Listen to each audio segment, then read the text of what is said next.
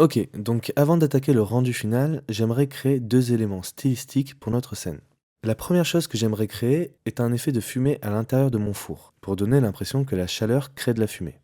Pour créer de la fumée dans Blender, tu as plusieurs façons de le faire. Celle que je vais te montrer n'est vraiment pas compliquée, et c'est quelque chose qui est très utilisé, surtout pour créer des lumières volumétriques.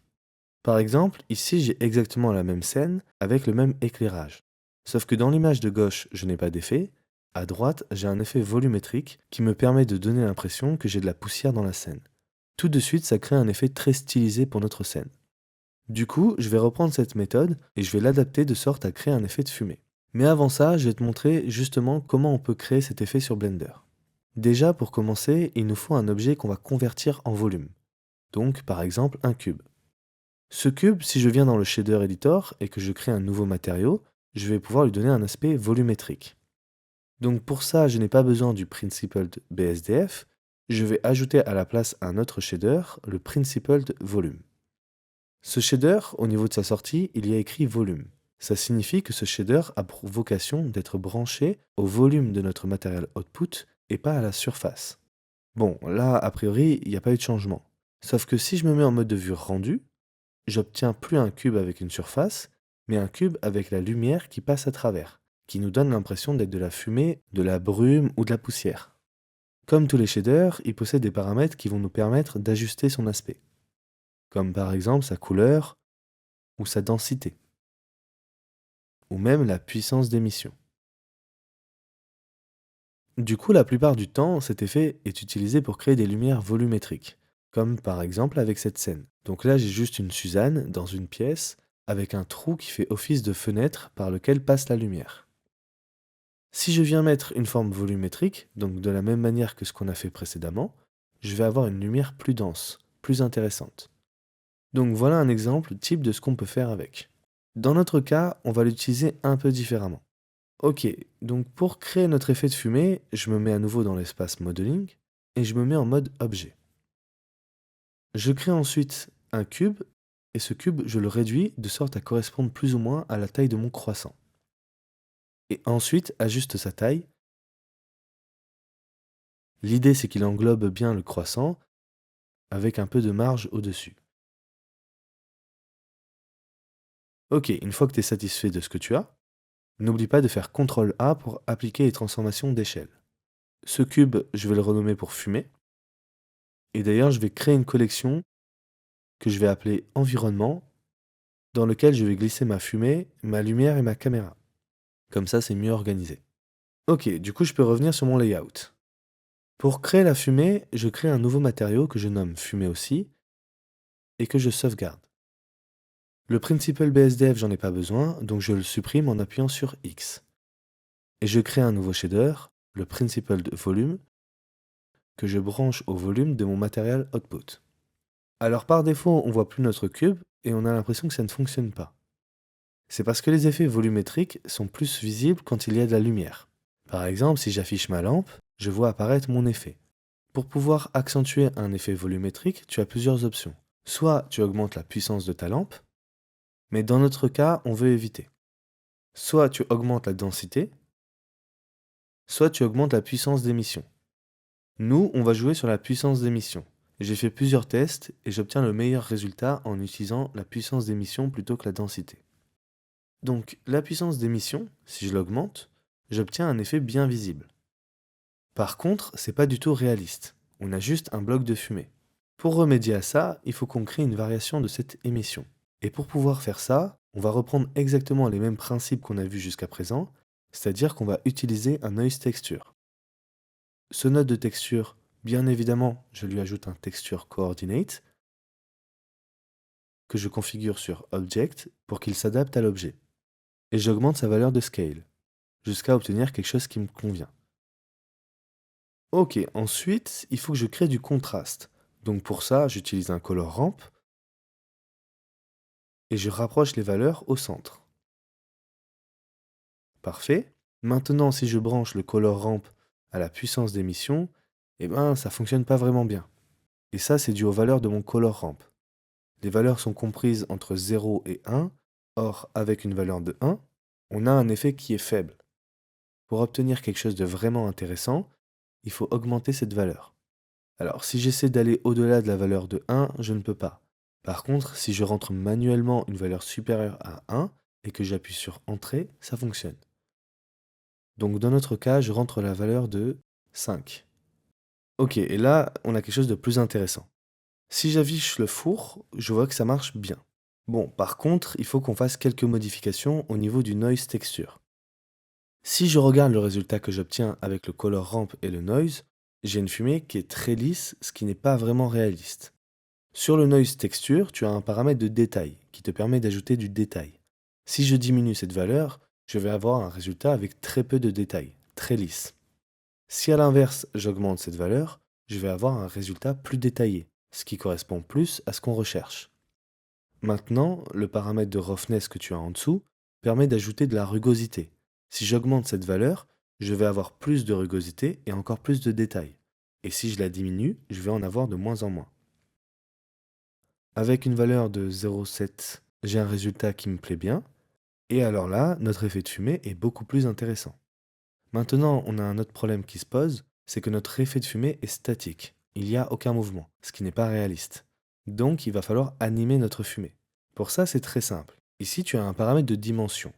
Par défaut, il est configuré pour être en 3D, c'est-à-dire qu'on évolue sur 3 axes. Mais tu peux changer et choisir d'opter pour la 4D. Quand on fait ça, on a un nouveau paramètre qui apparaît, le paramètre W. Ce paramètre nous permet de faire varier notre effet de noise. Quand on modifie la valeur, on a une variation de nos nuances de gris. Il nous suffit donc d'animer cette valeur pour avoir une animation de notre effet. Donc je me place sur la frame 1, je rentre la valeur de 0 au W et j'appuie sur I. Ensuite, je vais à la frame 160, je rentre la valeur de 0,1 et j'appuie sur I. Parfait, ça fonctionne bien. Je vais créer une animation linéaire en sélectionnant mes deux images clés. Si tu ne les vois pas, pense bien à sélectionner ton noise texture. Et ensuite, je fais T linéaire. Et voilà, ça fonctionne parfaitement. Alors, il y a un truc qu'on peut faire aussi pour ajouter encore plus de vie à notre fumée, c'est animer son intensité. Ce serait plus logique qu'au début on ait peu de fumée, voire pas du tout, et qu'au fur et à mesure, elle devienne plus intense. Donc pour ça, je vais me positionner à peu près à la frame 100, quand le croissant commence à cuire. Et au niveau de mon color ramp, donc je pense bien à le sélectionner pour voir l'image clé, je clique sur I au niveau de la couleur. Ensuite, je vais à la frame 1, je modifie la couleur de blanc pour la mettre à 0,2 et j'appuie à nouveau sur I au niveau de la couleur. Et voilà, mon animation de fumée fonctionne parfaitement. Maintenant qu'on a ça, j'aimerais créer un autre effet. Un effet qui nous donne l'impression qu'on a une distorsion visuelle à cause de la chaleur. Pour pouvoir créer ça sur Blender, je vais à nouveau me mettre sur l'espace de travail Modeling et je me mets en mode Objet. Ensuite, je crée un plane. Ce plane, on lui réduit sa taille en appuyant sur S, à peu près comme ceci. Ensuite, on lui fait faire une rotation de 90 degrés par rapport à X, donc RX 90, et je réajuste sa taille, de sorte à ce qu'il dépasse de la géométrie de mon four. Enfin, je le déplace pour qu'il soit placé devant mon croissant. Une fois que j'ai ça, je n'oublie pas d'appliquer les transformations en faisant CTRL A, rotation et scale. Cet objet, je le renomme distorsion. Ok, du coup je peux revenir sur le layout et masquer le reste de mes éléments pour y voir plus clair. Donc pour pouvoir créer cet effet, on crée un nouveau matériau qu'on renomme distorsion et qu'on sauvegarde. Ensuite, on ajoute un noise texture auquel on ajoute un texture coordinate en mode object. En fait, c'est toujours le même principe, mais appliqué différemment en fonction du résultat que je veux obtenir. Donc la valeur de scale, je l'augmente de sorte à obtenir suffisamment de détails. Parfait. Ensuite, on va animer ce noise texture pour lui donner l'impression de mouvement et donc de distorsion. Pour pouvoir faire ça, on va utiliser la même technique que ce qu'on a vu avant, c'est-à-dire se mettre en mode 4D et animer la valeur de W. Donc, comme toujours, on se place à la frame 1 et on appuie sur I en survolant le paramètre de W. Et ensuite, on va à la frame 160, on rentre la valeur de 0,05 et on appuie sur I. Et on n'oublie pas de faire T linéaire pour avoir une animation constante. Parfait, on a notre noise texture animé, prêt à créer notre effet de distorsion. Mais du coup, maintenant, comment on fait? Clairement, là, l'idée, ça ne va pas être de le brancher sur le paramètre de roughness, car on ne veut pas de variation de notre rugosité. Nous, ce qu'on veut, c'est une déformation visuelle, et on a besoin d'une variation qui soit transparente. Parce que là, si j'affiche mon croissant, je ne le vois pas. Du coup, la première chose à faire est de créer un matériau transparent. Or, on a vu comment utiliser le principal BSDF et créer une vitre. Il nous suffit de mettre la valeur de transmission à 1 et de diminuer le roughness à 0 pour qu'il n'y ait aucune rugosité et qu'on puisse voir parfaitement à travers. Maintenant qu'on a ça, il faut qu'on puisse transmettre les informations du noise au principal BSDF. Le meilleur moyen d'obtenir ce qu'on veut est d'utiliser le node bump. Souviens-toi, il nous permet de déformer la surface d'un objet en donnant l'illusion d'avoir du relief. Donc, si j'ajoute un node bump, que je branche au normal du principled et que je connecte le noise texture au height du bump node, j'obtiens une déformation de ma vitre comme je le souhaite. Et si je lance l'animation, je vois bien que la déformation fonctionne. Bon, par contre l'effet est trop fort, donc la valeur de distance, je la diminue. Et la puissance aussi. Et voilà, ça fonctionne plutôt bien. Pas besoin de mettre l'effet trop fort, là l'idée c'est de créer un effet relativement subtil. Parfait, j'ai une animation qui fonctionne, donc on va pouvoir passer à la suite et faire le rendu de notre croissant. Pour résumer ce qu'on a vu durant cette vidéo, on a vu que pour créer des effets de fumée ou des lumières volumétriques, on utilise un objet de type mesh, tel que le cube. À cet objet, on applique un shader de type volume, tel que le principled volume, qu'on branche au volume du matériel output.